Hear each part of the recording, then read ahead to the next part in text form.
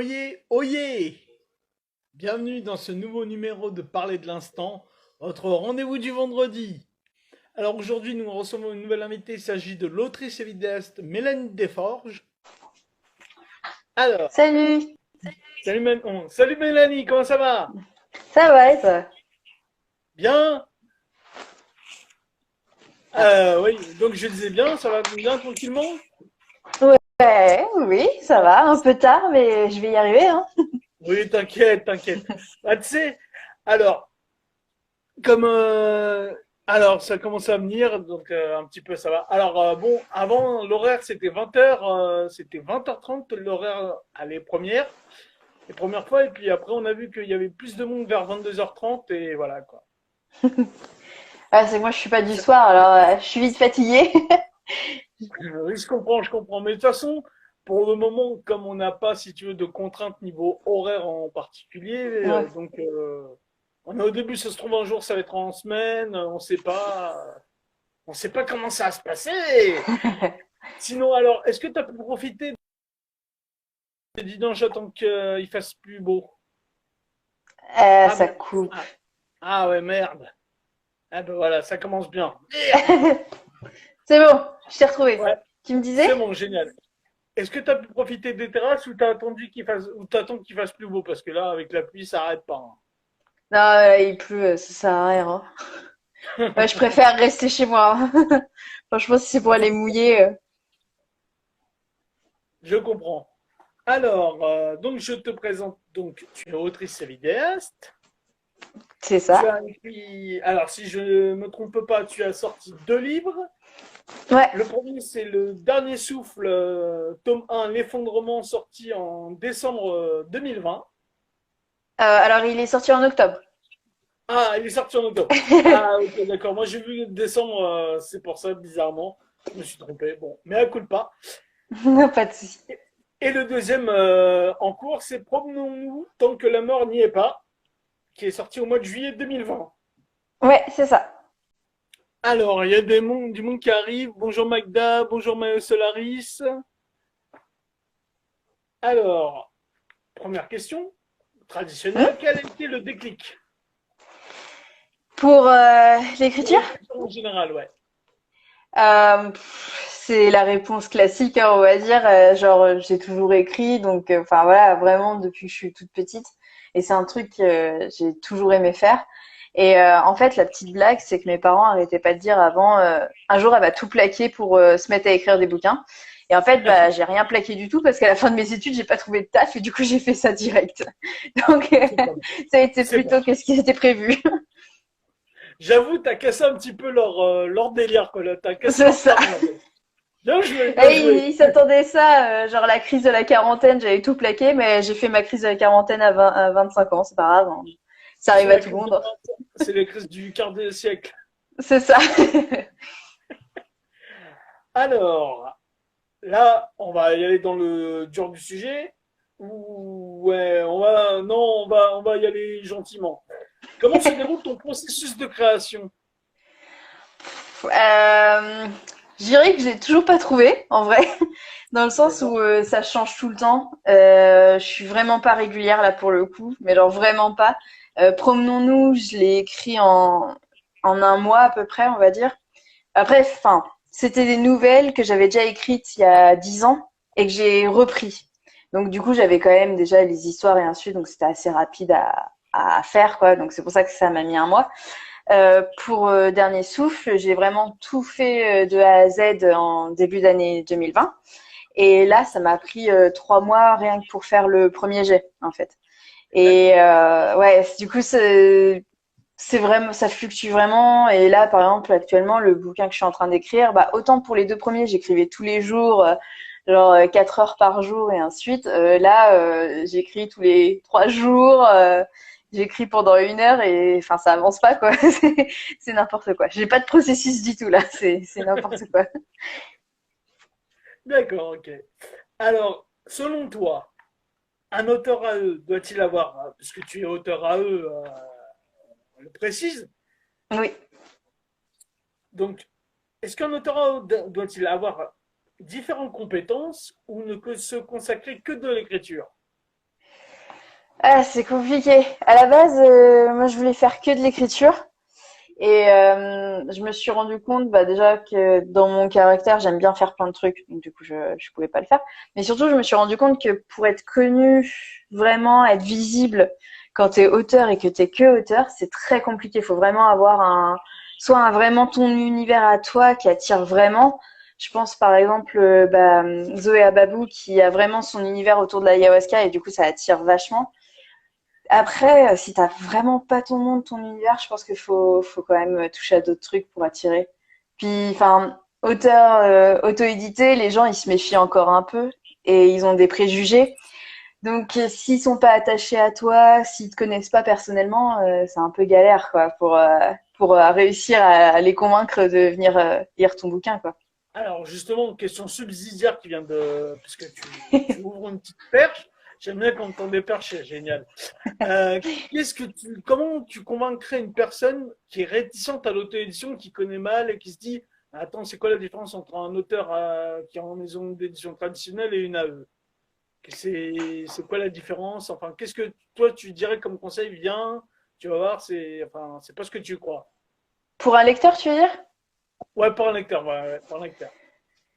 Bah, en fait, enfin, je vois par exemple, enfin, c'est mon cas, moi j'ai jamais postulé pour une maison d'édition. En fait, j'ai répondu à un appel à texte une fois, mais j'ai répondu vraiment en ne voulant pas être sélectionnée.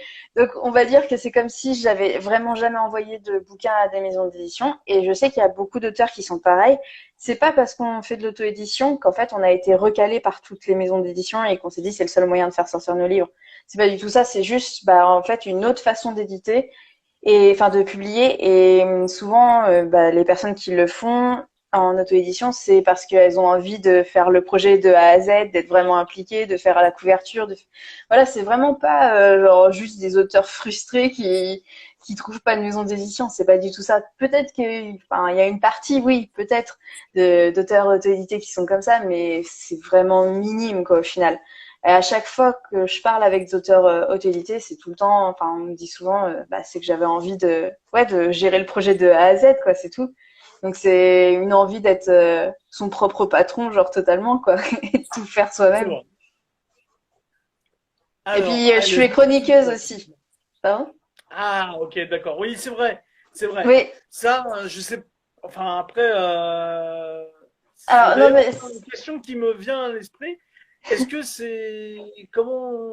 comment dire, comment on choisit le fait d'être chroniqueuse? Est-ce que tu te dis, bon, c'est plus facile de juger le travail des autres et en même temps d'analyser leur travail et le tien, ou c'est juste parce que c'est le plaisir de lire avant tout que tu as choisi d'être chroniqueuse?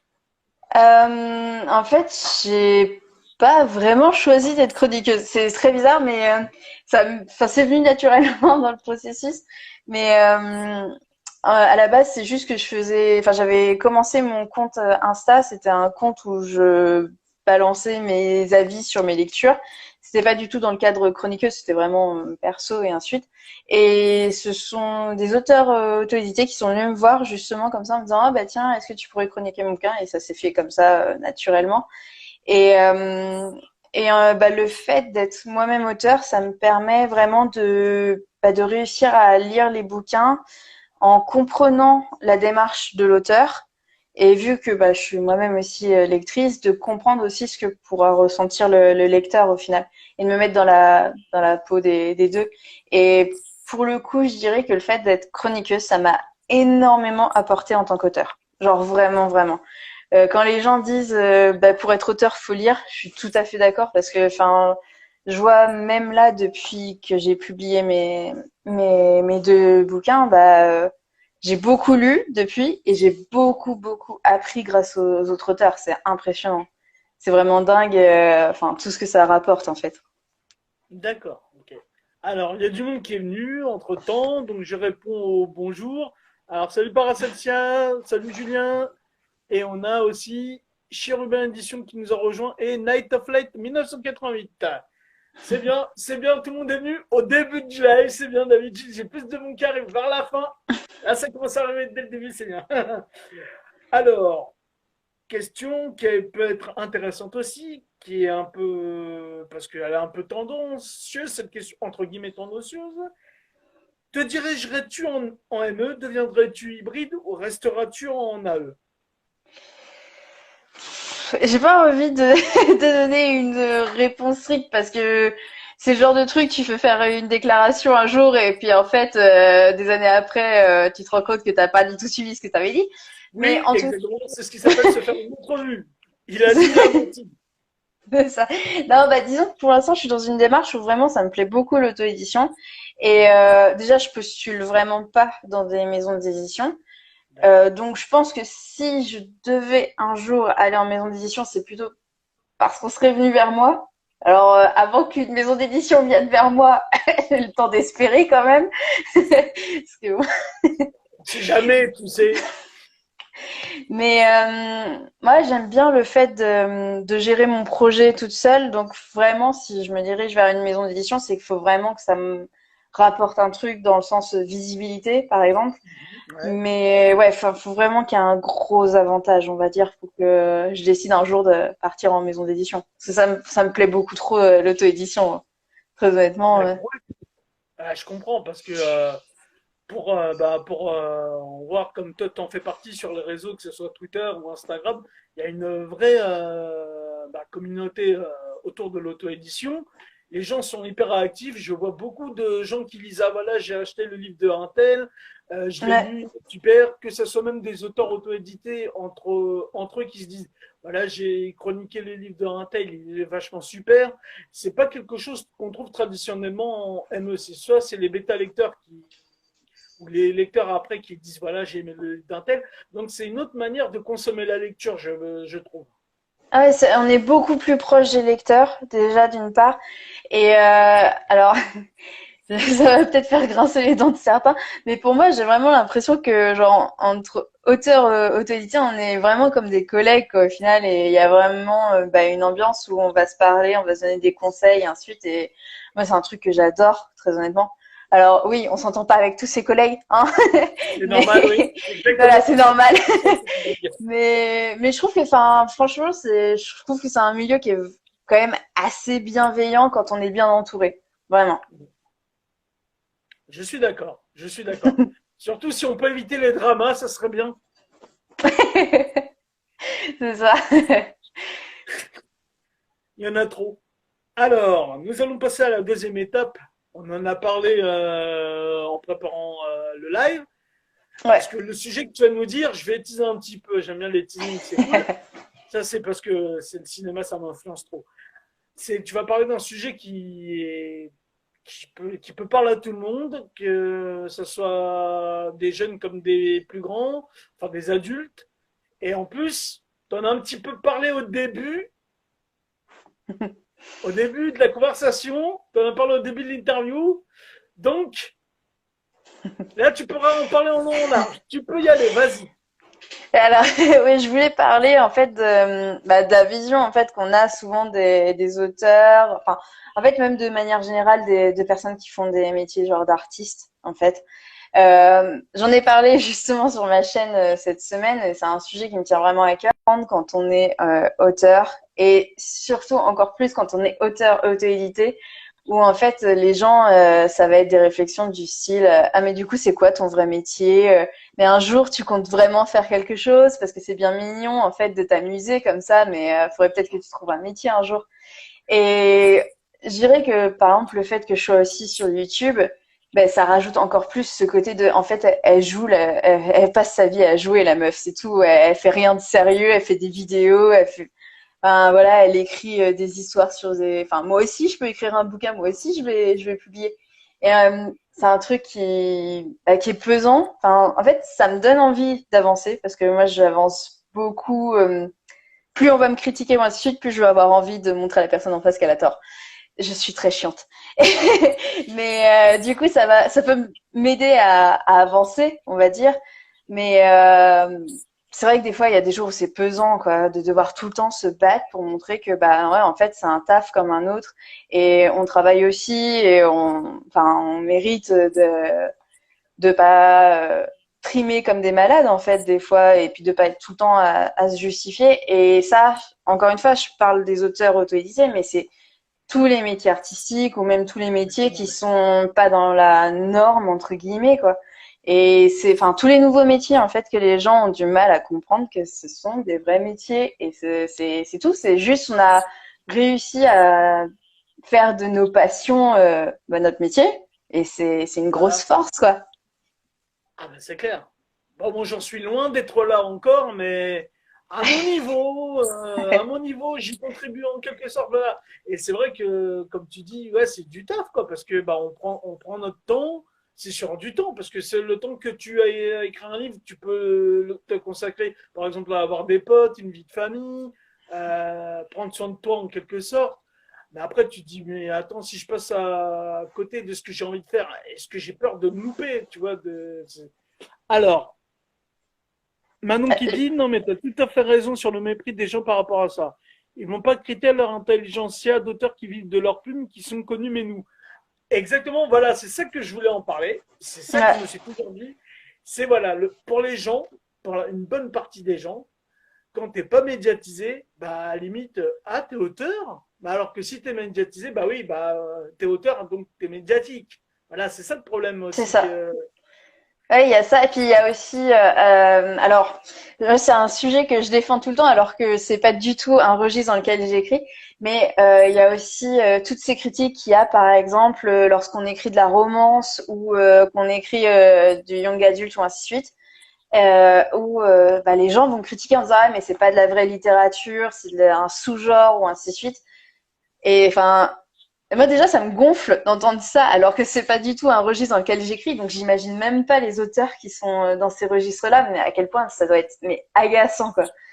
Il y a pas de de sous-registre ou ainsi, je trouve ça juste dingue en fait. Enfin, mais ouais, il y a vraiment cette différence déjà entre les auteurs dans les grandes maisons d'édition et les auteurs auto-édités, et puis après il y a encore les sous-catégories en fonction des registres et ainsi de suite. Et c'est impressionnant. Enfin, et ce besoin en fait de toujours comparer, c'est vraiment super Oui, bizarre. ça, c'est très occidental, hein, je trouve, de cette manière de comparer. Parce que, bah, en fait, depuis tout petit, hein, on nous incite à la compétition. Quand tu auras, ben, on se dit à l'école, voilà, t'as la meilleure note, t'es comme ça. C'est toujours une comparaison même entre sportifs. Alors que, en principe, un auteur, ok, bon, c'est une industrie, une économie, tout ce qu'on veut. Mais en principe, quand tu prends un livre, c'est plaisir de lire. C'est pas pour te dire, voilà, j'espère que le mec, il a fait un super, qui s'est dépensé comme un malade, il a fait un gros truc, quoi. Tu vois, c'est une passion avant tout. Bah, C'est pas un concours de ce qui a la plus grosse. non, normalement non. Non, et puis enfin, même ça en soi, je veux dire, les gens de l'extérieur nous jugent pas mal déjà, donc faut se battre contre les gens de l'extérieur, leur faire changer leur façon de voir. Mais je me rends compte que, bah en fait, même entre nous, il y en a beaucoup qui vont comparer, regarder machin, combien il a eu et ainsi de suite, et comparer les autres. Enfin, je trouve ça dommage, quoi. Justement, on doit tellement lutter contre ceux de l'extérieur bah, au moins qu'on se soutienne entre nous, quoi. Ce serait pas mal. Ouais, c'est clair, mais bon, c'est l'un des soucis, c'est la comparaison. C'est ça le problème. C'est qu'il y aura toujours ce truc, ce sentiment de se comparer par rapport à l'autre, indirectement, hein, involontairement même. Hein. On se dit pas. On l'a tous fait au moins une fois dans notre vie, une fois ou deux, mais sans le vouloir, quoi. Mais toi, Oui. comment tu pourrais, encore une fois, pas persuader, mais essayer de convaincre un peu à une personne que voilà que c'est un vrai métier l'auto-édition qui a sans pour autant lui dire voilà je gagne tant mais d'une manière un peu comment dire sans qu'il soit perdu quoi je sais pas comment on pourrait Ouais, dire ça. expliquer. Alors, du coup, moi j'ai fait mes études et j'ai pas eu de taf après mes études. Par contre, pendant mes études, j'ai fait des stages. Donc, par exemple, j'ai fait un stage de 6 mois, donc je sais ce que c'est de travailler en entreprise. Je tiens à dire que même en ayant des stages qui étaient très compliqués, très prenants, ainsi de suite, hein, j'avais mes patrons qui m'appelaient le dimanche parce qu'il avait besoin d'un renseignement à 16 heures. Hein, Et ben, c'est beaucoup moins fatigant que depuis que je me suis lancée dans l'auto-édition et que je taffe vraiment mon taf. Genre là aujourd'hui, je suis épuisée tout le temps, je j'arrive pas à décrocher et ensuite parce que je suis mon propre patron, je vais y arriver. Et du coup, bah, je travaille tout le temps en fait, mais vraiment tout le temps, même le week-end et ensuite, j'ai dû m'imposer des moments de repos. Donc au final, c'est un vrai métier parce que on est vraiment épuisé. Et puis j'ai fait des études de management international et bah, toutes les techniques de marketing, de communication et ainsi de suite, bah, je me rends compte qu'en fait, je retranscris tout là aujourd'hui dans ma façon de communiquer aussi. Je vois que bah, mes études, en fait, elles me servent aujourd'hui dans ce que je fais alors que ça n'a aucun rapport. Et c'est ça qui montre que c'est vraiment quelque chose de professionnel. Et puis, bah, de toute façon, dès qu'on vend un bouquin aussi, il faut qu'on le déclare à l'URSSAF et on paye des impôts dessus. Donc, déjà, et c'est l'impôt sur le revenu. Donc, c'est un métier, la preuve. Hein. Mais et au niveau financier, par contre, je pourrais pas donner de beaux arguments parce que j'ai fait pareil une vidéo dessus où j'explique vraiment et je donne vraiment les chiffres de ce que j'ai gagné. Et non, là, ça va pas convaincre les gens que c'est un vrai métier, là, pour le coup. Ouais, non, Clairement vaut pas. mieux pas leur casser leur dé. C'est pas pour tout de suite qu'on Non, prend non, non, non, non. Non, mais on va dire que c'est comme enfin, c'est une entreprise et que l'entreprise, les premières années, n'est pas pas positive. Voilà. Voilà, voilà. C'est une belle pirouette, c'est une belle pirouette. Voilà. Franchement, j'avoue, c'est une belle pirouette. Eh ben, très bien, écoute. Hein. Alors, est-ce que tu as des projets d'écriture dans la suite ou t'attends un petit peu là en ce moment? Non, bah, du coup, bah, j'écris, enfin, j'ai eu un petit moment vide, hein, on va pas se mentir. Après la sortie justement du dernier souffle, donc j'ai sorti en premier Promenons-nous, ça s'est très bien passé. Et je sais pas pourquoi, j'ai eu le syndrome de l'imposteur qui est arrivé à la sortie de mon deuxième bouquin. Euh, c'est pas logique, mais voilà. Et du coup, j'ai eu un gros moment à vide. Ça a duré plusieurs mois, mais là, je commence à m'y remettre, c'est bien. Et du coup, là, à la base, je voulais écrire la suite du dernier souffle. Sauf que j'ai eu des petites mésaventures avec la poste qui a fait que, bon, bref, des colis qui ont été plus ou moins égarés et retrouvés après sur des sites de vente d'occasion, voilà, hein, mes propres bouquins que j'ai retrouvés, voilà. Et j'avais besoin d'extérioriser ça. Et du coup, je me suis mis à écrire un bouquin où en fait, c'est une auteure qui décide de se venger contre tous ceux qui téléchargent légalement son bouquin, lui mettent des mauvaises notes et ensuite. Et, et en fait, ça s'écrit plutôt pas mal. Et je me dis que ça va tellement vite. Et puis non, ça risque d'être ma prochaine sortie. Voilà, très honnêtement.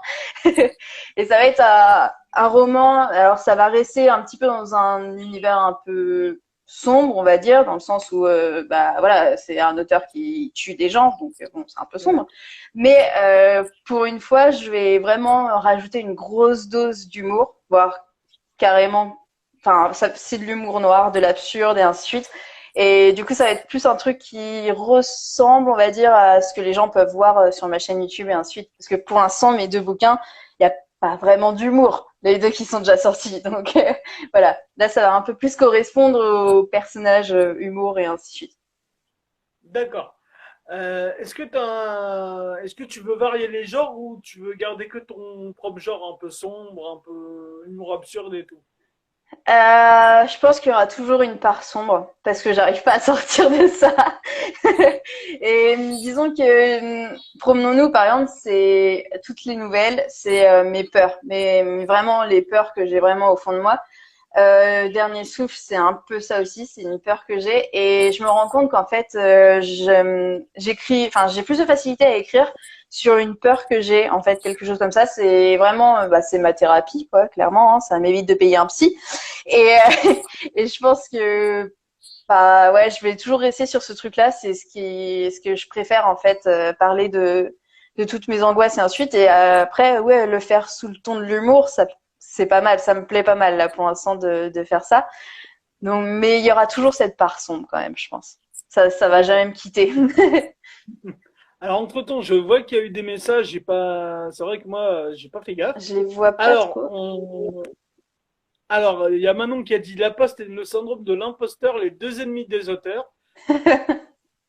C'est clair que Ouais, le oui. syndrome de l'imposteur, c'est tous les auteurs, ça arrive à tous les auteurs.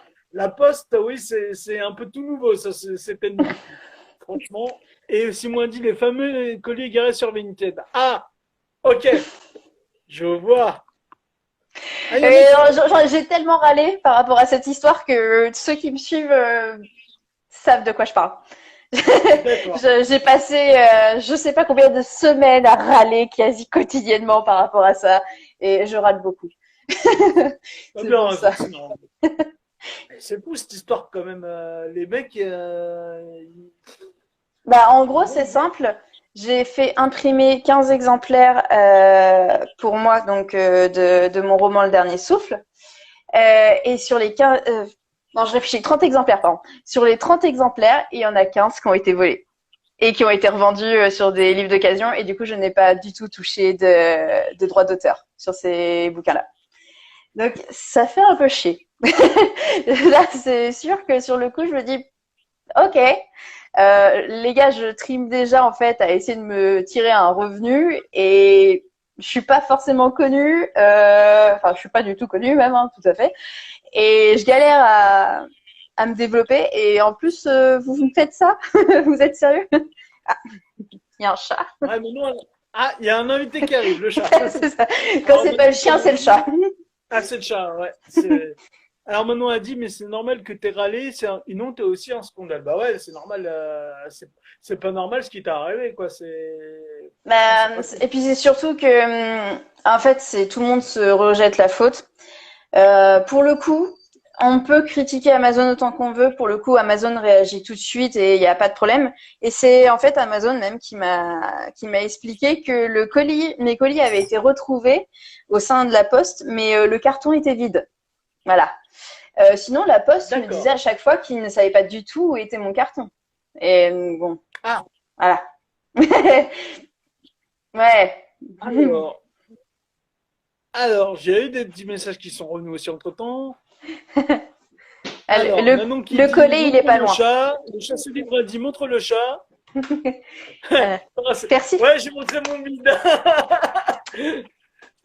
C'est parce que là, j'ai bien réussi, ça a bien cadré. Voilà. Salut mon chien, comment il s'appelle? Percy. Oui, Merci. c'est lui qui est tout le temps en vidéo. Parce que D'accord. depuis que j'ai bougé d'endroit pour les, oui, mon bébé. Depuis que j'ai bougé d'endroit pour les vidéos, je ne peux plus faire mes vidéos sans qu'il vienne. En fait, je ne peux plus l'enfermer en dehors de la pièce. Donc les gens pensent que c'est du putaclic, mais non, c'est pas du tout du putaclic.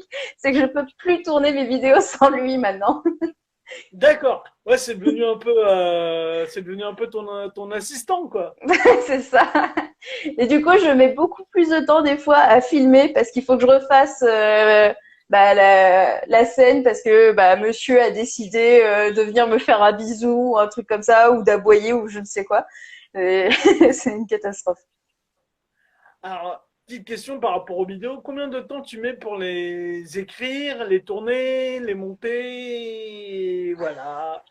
Il y avait une époque où du coup je tournais dans mon bureau, donc ici, D'accord. et cela, ça me prenait énormément de temps parce que j'avais 6 plans différents, je crois. Et du coup, pour tourner une vidéo de ouais 6 minutes à peu près, je pouvais passer 2 heures à filmer, le temps de déménager en fait pour les 6 plans.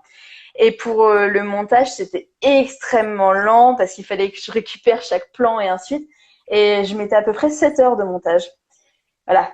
Et maintenant que je suis sur le canapé, c'est vrai que je mets plus qu'1 heure pour filmer une vidéo de 7 minutes, hein, ça va beaucoup mieux. Et au niveau pareil du montage, ça me met plus que 4 heures maintenant. Donc, on m'a dit qu'apparemment c'était pas traumatisant le passage de l'un à l'autre. Donc, si ça dérange personne, je vais continuer comme ça parce que ça me fait beaucoup moins d'heures de travail. Sinon, au niveau de l'écriture, ça dépend des vidéos. Si j'ai des recherches à faire, je peux passer une matinée, voire toute une journée à faire des recherches. Et après, pour l'écriture en elle-même, je mets 2 à 3 heures pour écrire une vidéo parce que bah, je réécris mes vannes encore et encore, mes blagues pour essayer de trouver des bons trucs. Des fois, c'est compliqué de trouver des blagues en vrai, hein. Ça a pas Je l'air comme ça, comprends, ouais, mais je sais, c'est dur, c'est dur. Les gens ne savent pas, mais il y a un travail de recherche. ouais. Non, mais même pour raconter mes conneries, en fait, je peux vraiment passer une journée de recherche pour pouvoir raconter mes conneries. C'est ça le pire, en fait. D'accord. Ah ouais, ok.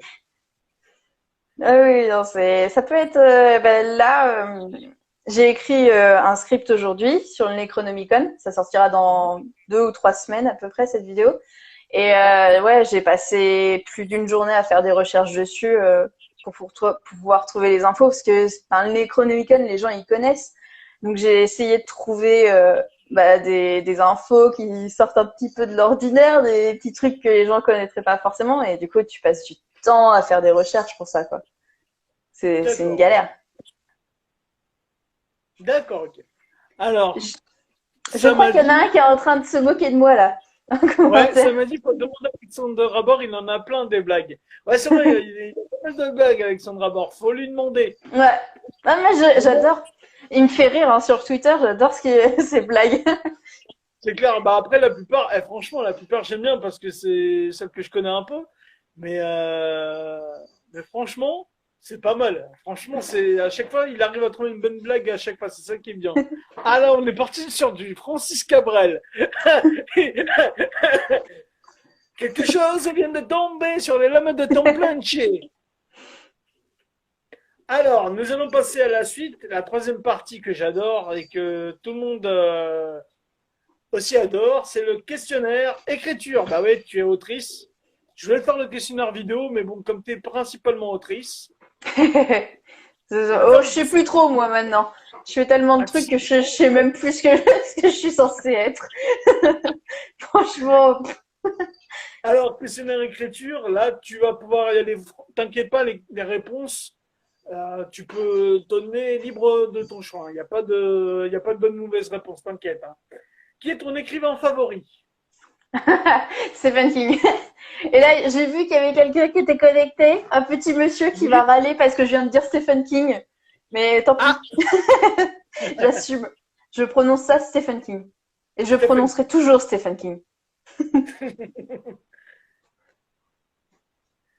Le roman que tu aurais aimé écrire. Ah, c'est pas un roman, c'est un recueil de nouvelles. D'accord. Mais bah, pareil, en fait, c'est Stephen King aussi et c'est Danse Macabre. C'est vraiment, enfin, c'est mon préféré. C'est, ouais. Je l'aime d'amour. D'accord. D'accord. Je comprends, je comprends. Je comprends. Si tu étais une citation. Ah, je l'avais sorti une fois. On me l'avait demandé. J'en avais sorti une. Et alors là, je l'aurais plus mot à mot, mais c'est de Gaspard Proust, l'humoriste, où il dit je pense, enfin, je suis un cartésien désabusé, je crois. Je pense donc je suis, mais je m'en fous. Je trouvais ça génial. Le cynisme, ensuite, j'adore. C'est clair. Et c'est bien en plus. Alors, je, entre-temps, je lis les Oui, c'est qu'il y en a qui disent Stephen King. Mais non, c'est D'accord. Stephen King. Ah, c'est King, K-I-N-G, alors on prononce. Oui, oui. D'accord, Ah, ok. fais ce que Moi, tu j'ai veux, fait mais Stephen King, hein. Alors, à la main ou sur ordinateur? Ah, sur l'ordinateur, je suis en train de me battre avec le chien. je vois Euh, ça, je vois ça. du coup, moi, c'est sur l'ordinateur. Enfin, sauf les Sur scripts. Du coup, les scripts vidéo, je les fais à la main. D'accord, ok. Le livre que tout le monde aime et que toi tu détestes. Ah, tu vas te faire Alors, des ennemis, là, hein. je déteste pas. C'est juste que j'ai jamais compris pourquoi les gens adoraient. C'est Harry Potter. Enfin, toute la saga, en fait. Ah, J'ai jamais compris. Et pareil, hein, je déteste pas, mais juste, ça sort pas de l'ordinaire, je trouve. ouais, je te rejoins parce que même moi, j'ai pas d'art à Harry Potter, je comprends pas. C'est une histoire de sorcellerie, ok, mais je comprends pas l'engouement qu'il y a autour, quoi. Je comprends pas. J'ai pas Bah après, compris. il y a eu beaucoup d'engouement autour de beaucoup de bouquins, on n'a jamais compris. Genre Twilight, bon, voilà. Oui, C'est- effectivement, Twilight aussi. C'est vrai. Alors, ah tiens, il y a des, ah bah, ça se lâche sur le live, j'adore. Ça En fait, Stephen Voilà, King, on va prononcer Stephen Roy. Stephen Roy, voilà. c'est ça. Stephen Roy. Chie sur la saga. Ah bah tu peux chier sur la saga par cette Bon série, bah, vas-y. je suis pas la seule à avoir un problème avec Non mais Harry Potter c'est bien. apparemment. Non, mais Alors dans maintenant on dit, le dernier live que j'ai fait, on n'a pas aimé le fait que je dise que j'aimais pas Harry Potter, mais oh, non, mais oh, c'est que la personne oh. qui me faisait l'interview était un gros, enfin, est un gros fan d'Harry Potter. Donc j'ai Ah cherché un petit d'accord, peu. d'accord. Mais maintenant on dit, et je pense aussi que c'est pas faux, c'est une question de génération pour Harry Potter. Mais normalement, je suis tout à fait la génération, moi. Oui, C'est pour oui, ça. oui. C'est pour Oui. ça que ça a pas pris, moi. Ah, Paracelsea, non, perso, elle kiffe. Bon, après, c'est vrai, après, Désolée. c'est chacun. Moi, j'ai pas, c'est pas montré que j'ai pas aimé. Enfin, j'ai essayé, mais ça m'a pas. Comme toi, il a été. Hein. Non, moi, Franchement, j'ai regardé parce que tout le monde, justement, à l'école, en parlait, et ensuite, donc fallait l'avoir lu, et ensuite, donc bon, j'ai fait mon mouton, hein, très clairement. Mais ouais, je préférais lire Stephen King à la place, quoi. d'accord. C'est pas mal, c'est pas mal. Mais par contre, une petite parenthèse. En histoire de vampire, celle que j'ai bien aimée, c'est Entretien avec un vampire. Voilà. Alors, ça fait partie des bouquins qu'il faut vraiment que je lise un jour ou l'autre, quand même, et que j'arrête pas de dire, ouais, faut que je lise un jour, faut que je lise, et que j'ai jamais lu, en fait. Alors, petite anecdote, j'aime bien les apartés, c'est cool. Il y a quelques mois de ça, je suis allé dans là où habite, je suis allé chez mes parents, je suis passé, et dans l'école de la ville, il y a une boîte à livres, et je suis tombé sur le livre Entretien avec un vampire. J'ai regardé, très honnêtement, je voulais le prendre, mais j'hésitais. J'ai pas pris. D'habitude, je prends, mais j'ai pas pris. Là, j'hésitais. Non, ça, c'est pas mal, les Voilà. boîtes à livres, pour le coup. Ah ouais, c'est clair. J'en ai trouvé pas mal des livres en ce moment, et ça, c'est sympa. Moi, j'en prends plus maintenant parce que comme du coup j'ai mes chroniques, j'ai déjà du retard dans les chroniques, donc c'est pas pour lire des livres perso à côté. Mais J'avoue. bon, j'ai du retard, j'ai 3 jours de retard sur le planning. Hein, c'est pas non plus catastrophique, mais non, ouais. En fait, depuis le mois de juillet dernier, donc en fait c'est depuis juillet que je suis vraiment devenue chroniqueuse. Depuis juillet dernier, je crois que j'ai lu juste 3 bouquins en lecture perso, sinon j'ai pas eu le temps. Enfin, vraiment pas. Donc, bon, c'est un peu plus compliqué, quoi, maintenant. C'est pour ça que je veux arrêter, d'ailleurs, pour pouvoir rechoisir les livres que je veux lire. D'accord, ok. Allez, on continue. Un rituel avant d'écrire? Me réveiller. Parce que c'est Ah, le premier truc que je fais de ma journée. Donc, on va dire me réveiller. d'accord. C'est déjà pas mal. C'est bon, clair, c'est déjà pas mal. Le lieu où tu préfères écrire? Je bouge, je fais soit dans mon bureau, du coup, je suis tranquille, ou alors la position de la feignasse dans le lit, allongée dans mon lit avec mon PC sur les genoux. Ah, d'accord. D'accord. Je sais pas comment il y en a qui arriveraient. Moi, je peux pas. Hein. Franchement, moi, c'est un peu je dors. Hein. J'aurais du Ah mal. non, non, non. Je passe beaucoup de temps à écrire mes scripts ensuite dans le lit. En fait, c'est mon lit, c'est mon deuxième bureau, hein, vraiment. D'accord, ok. Alors, et enfin, tu écris plutôt la journée ou la nuit? Bah du coup, alors ça dépend. 4 heures du mat, c'est journée ou c'est nuit? Quand on Ça commence la dépend. journée à Si 4 c'est heures pour du mat. si c'est pour notre tombule, c'est très tôt. Non, parce que alors moi maintenant, mais normalement en fait, mais je suis vraiment vraiment pas du soir pour le coup. Genre si on me laisse faire, je me couche, il est 20 heures et je me réveille, il est 3 heures du mat et je peux commencer à écrire à 3 heures du mat. Je D'accord. suis totalement décalée moi. Et du coup, je sais que les heures où je suis plus productive et que j'écris mieux, c'est ouais, c'est à ce moment-là. Et je sais pas si on entend le chat qui est dans la litière à côté, mais je m'excuse pour l'odeur du chat qui est en train de faire ses besoins. D'accord. C'est nuit, faut pas déconner. Ouais, c'est vrai, c'est nuit, c'est nuit. Ça dépend. Les meilleurs écrivent sur le lit. Ah! Et le Ah, j'ai chat, du il a mal, fait moi, une sur ça. apparition et là, il est reparti. Faudrait que j'essaye. Ah, si, j'avais déjà écrit une nuit, j'ai essayé. Bon, en tout cas, le questionnaire est fini. Je te remercie, Bah, merci à toi. Mélanie. Merci d'avoir répondu à mon invitation. Il y en a qui se remettent Le vraiment seul pas de match Stephen King. sur le Pardon? Merci Mélanie d'avoir accepté mon invitation. Bah, Je merci te à dis, toi. oui, bah, je te dis à une prochaine, bah, pour prochaine fois. Pas de souci. Allez, bah, tu veux te tirer ou Ouais, j'appuie? je vais appuyer. Il n'y a pas de souci. À plus. À plus. Allez, se lâche sur le live. Eh ouais, j'ai réussi à me trouver dans une bonne position par cette chasse, c'est génial. Alors, merci à toutes et à tous d'avoir suivi ce nouveau live. Ouais, j'ai fait un effort, hein. J'ai fait le réglage. Il y a un after. Non, désolé. Ouais, j'ai arrêté la drogue, Sam. Ça faisait trop mal. Merci à tous et à tous, comme j'ai dit, d'avoir suivi. Rendez-vous la semaine prochaine. Ouais, désolé. Alors, encore que quelques numéros à suivre et après, on clôt la saison. Et ouais, je vous dirais bien retrouver un best-of, mais il n'y a pas de best-of. Voilà. En tout cas, pour ceux qui n'ont pas pu regarder le live ce soir, il y a la retransmission sur la chaîne YouTube. D'ici là, portez-vous bien, reposez-vous bien, passez un bon week-end, profitez des terrasses et à la prochaine. Ciao, ciao.